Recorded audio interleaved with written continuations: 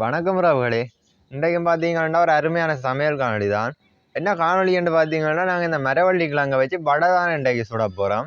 இந்த மரவள்ளி கிழங்கை பார்த்தீங்கன்னா அவிச்சு சாப்பிட்ருப்பீங்க, அப்படி நிறைய செஞ்சு சாப்பிட்ருப்பீங்க.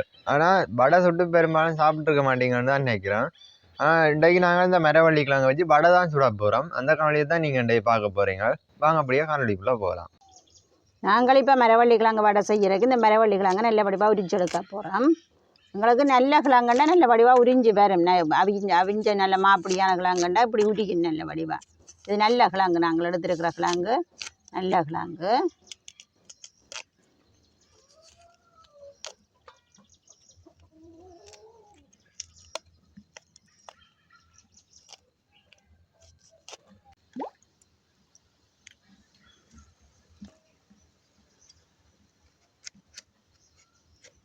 நாங்கள் எல்லா கிழங்கையும் இப்படியே உரிச்செடுப்போம்.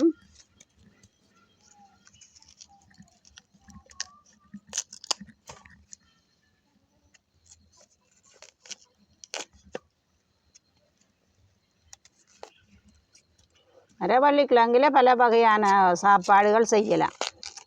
கறி வச்சா பெரும்பாலும் பிடிக்காதா, சில பேருக்கு பிடிக்கும், சில பேருக்கு பிடிக்காது. பால் கறி வைக்கலாம், தூள் கறி வைக்கலாம், அவிச்சு சாப்பிடலாம், பால் விட்டு அவிச்சு சாப்பிடலாம், மரவள்ளி புட்டு அவிக்கலாம், வடை செய்யலாம், இப்படி பல மாதிரி பொரித்து சாப்பிடலாம். இப்படி பல வகையான உணவுகள் நாங்கள் செய்து சாப்பிட்டு கொள்ளலாம் மரவள்ளி கிழங்குல. நான் இப்படி சின்ன சின்னனா வெட்டி எடுக்க போகிறேன்.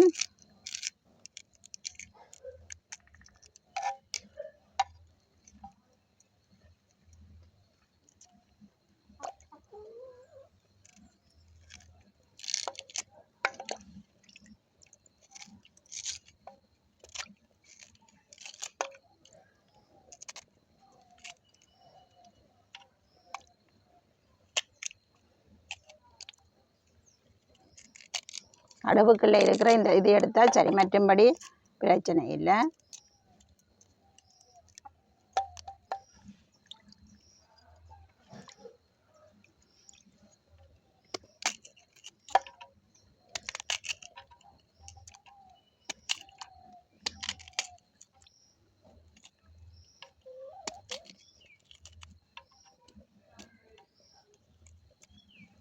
ரைட்டு, இந்த அளவுமே நான் காணும். நான் இப்போ இந்த இடியப்ப சட்டியில் நான் அவிய விட போகிறேன். இந்த தட்டுக்குள்ளே தான் இதை அவிய விட போகிறேன். ஆவியிலே அவிக்க போகிறேன். இந்த கிழங்கு நான் இப்படி வச்சுட்டு கிழங்க மேலே வச்சு அவிய விட போகிறேன்.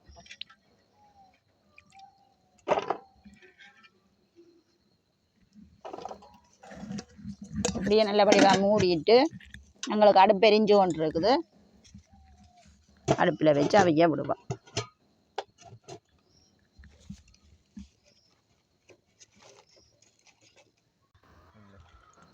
நாங்கள் மரவள்ளி கிழங்கு அவிகிற டைமுக்கு வடைக்கு தேவையான வெங்காயம், பச்சை மிளகாயை வெட்டி எடுக்க போகிறோம். இது எல்லாத்தையும் கழுவி எடுக்க போகிறோம். இந்த பச்சை மிளகாய் வந்து இப்படி தண்ணியில் போட்டுட்டு நாங்கள் எடுத்து வெட்டேக்க கை கூட எரிய பார்க்கும். நாங்கள் இப்படி கழுவி எடுத்து வச்சுட்டு வெட்டேக்க கொஞ்சம் குறைவாக தான் இருக்கும், கை எரிகிற தன்மை குறைவாக இருக்கும். கழுவி எடுத்து வச்சுட்டு தான் நான் வெட்ட போகிறேன்.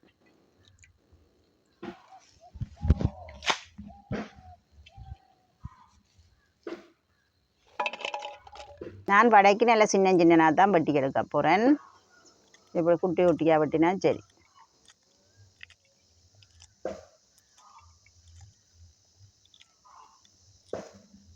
வெங்காயத்தையும் அதே மாதிரி நான் சின்னனாக தான் வெட்ட போகிறேன்.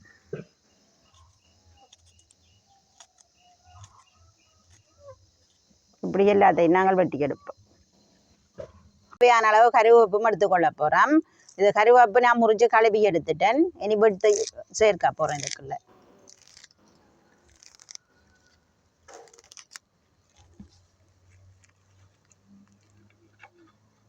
சின்ன சின்னனா வெட்ட போகிறேன்.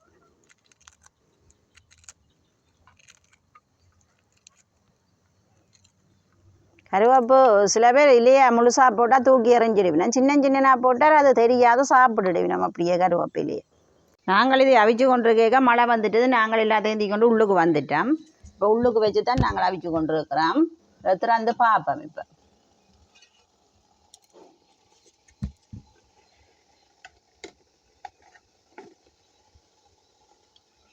எங்களுக்கு மரவள்ளி கிழங்கு அவிஞ்சு வந்துட்டுது. இதை நாங்கள் இனி இறக்கி எடுப்போம். வந்துட்டுது, நாங்கள் இதை இறக்கி எடுத்து இந்த பாத்திரத்துக்கு மாற்ற போகிறோம்.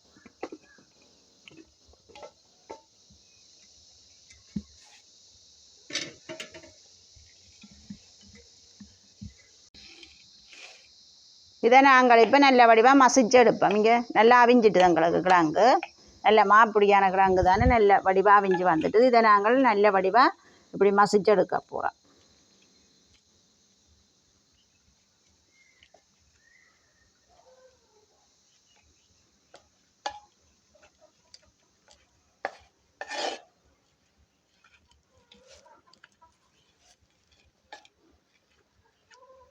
நான் முதலே நடுவில் இருந்த அந்த குந்தெல்லாம் எடுத்துட்டேன், அதால் அப்படியே மசிச்செடுக்கலை.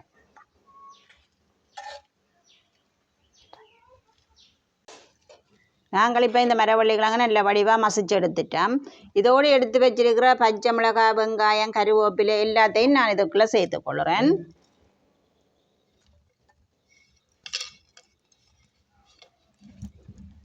அதோட தேவையான அளவு பெருஞ்சீரகம் சேர்த்துக்கொள்கிறேன் வாசத்துக்காக.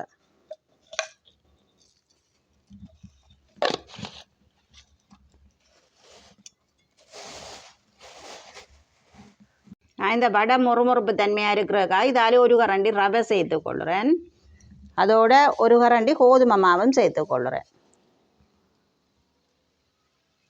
இந்த கரண்டியால் சேர்த்துக்கொள்கிறேன். இதோட தேவையான அளவு உப்பு சேர்க்கிறேன்.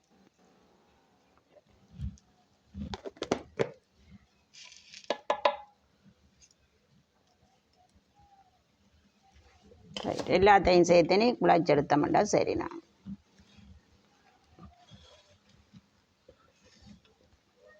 மாவு சேர்த்து குழக்க கொஞ்சம் சேராமல் இருந்தால் கொஞ்சம் நாங்கள் தண்ணி, ஏண்டா கிழங்கு நாங்கள் ஆவியிலானே அவிச்ச நாங்கள், அதால் தண்ணித்தன்மை இல்லாமல் இருக்கும், கொஞ்சம் தண்ணி சேர்த்து குழைக்கலாம். நாங்கள்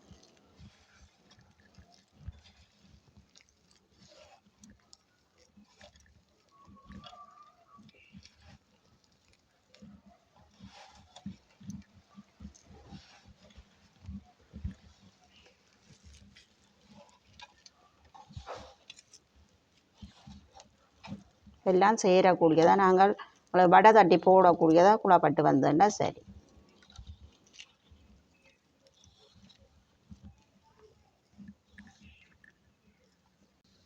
சட்டி சூடாகிட்டது, நான் தேங்காய் எண்ணெய் சேர்த்துக்கொள்கிறேன்.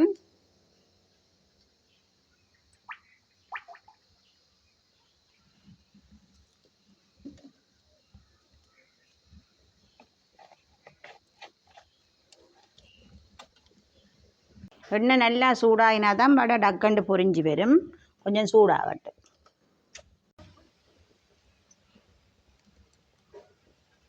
நல்ல வடிவாக நல்ல வட்டமாக வருது வடை. நாங்கள் இனி எண்ணெயில் போடுவோம். எண்ணெய் எங்களை கொதிச்சிட்டுது, அப்படி நாங்கள் எல்லாத்தையும் போடுவோம் தட்டி தட்டி. ஒரு கஷ்டமும் இல்லை, மரவள்ளி கிழங்கு வடையண்டு தட்டுறதோ போடுறதுலேயோ ஒரு சிக்கலும் இல்லை.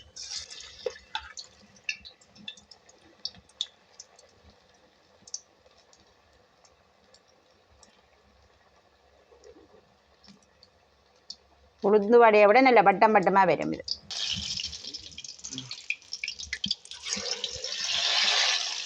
நாங்கள் இன்றைக்கு போட்டுட்டோம். இதுகளை இருக்கா தட்டி தட்டி பிரட்டி விடுவோம். நல்ல வடிவாக ரெண்டு பக்கமும் அவிஞ்சு வரட்டும். ஒட்டு அது ஒன்றோடி ஒன்று ஒட்டுறது அப்படியெல்லாம் இல்லை, நல்ல நீட்டாக வரும்.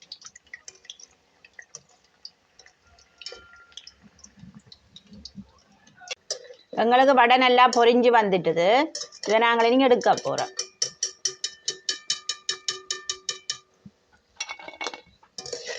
உங்களுக்கு சூப்பரான மரவள்ளி கிழங்கு வடை தயாராகுது. இது நல்லா கலர்ஃபுல்லாக இருக்குது, வடிவாக இருக்குது பார்க்க. நாங்கள் இப்படியே மற்ற வடைகளையும் சுட்டெடுப்போம். நான் எண்ணெய் கணக்க விடையிலும் பொரிச்சு மிஞ்சிச்சுதுன்னா அந்த எண்ணெய் பாவிக்கக்கூடாது, அதுக்காக தான் கொஞ்சம் எண்ணெயாக விட்டு அதுக்குள்ளே போட்டு எடுக்கிறேன்.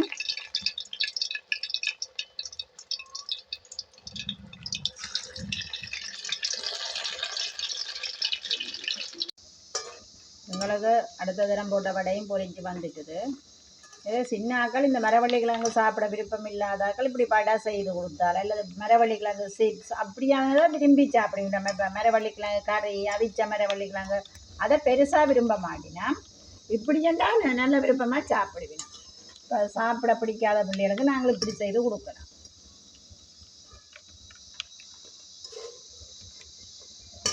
நாங்கள் இது மரவள்ளி கிழங்குன்னு சொல்ல கொடுத்தா கூடிய அதை பெருசாக கண்டுபிடிக்க மாட்டேன். சின்னாக்கள் சாப்பிடுவேன்.